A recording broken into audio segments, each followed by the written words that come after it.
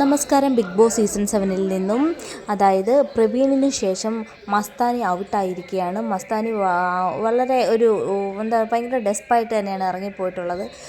ലക്ഷ്മിയോട് മാത്രമേ മസ്താനിക്ക് ഒരു അറ്റാച്ച്മെൻറ്റ് ഉണ്ടായിരുന്നുള്ളൂ. മസ്താനിയുടെ വേർഡ്സും ഗെയിം കളിക്കുന്ന സ്ട്രാറ്റജിയൊക്കെ വളരെ വളരെ മോശമായിരുന്നു. ആണോ?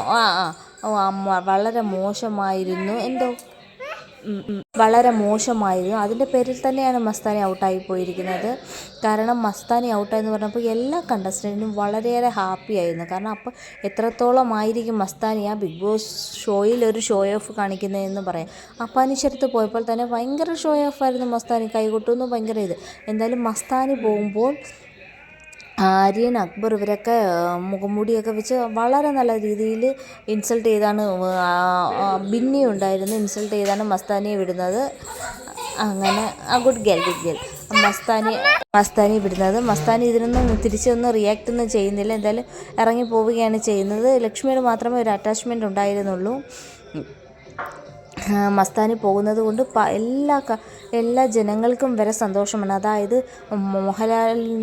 ലാലേട്ടൻ്റെ ഷോയിൽ വരുന്നിരുന്നവർക്കൊക്കെ ഭയങ്കര ക്ലാപ്പായിരുന്നു. അതിൽ കൂടെ തന്നെ മനസ്സിലാക്കാം മസ്താനിയെ ആർക്കും തന്നെ ഇഷ്ടമുണ്ടായിരുന്നില്ല. എന്തായാലും മസ്താനി ഔട്ടായത് വളരെ നല്ലൊരു കാര്യമാണെന്ന് തന്നെ പറയും. കാരണം അത്രത്തോളം മോശം കണ്ടസ്റ്റൻ്റ് ആയിരുന്നു. വൈൽഡ് കാർഡ് എൻട്രിയിൽ വന്ന 2 പേരും 2 ആഴ്ച കഴിഞ്ഞപ്പോൾ പോവുകയാണ് ഉണ്ടായത്.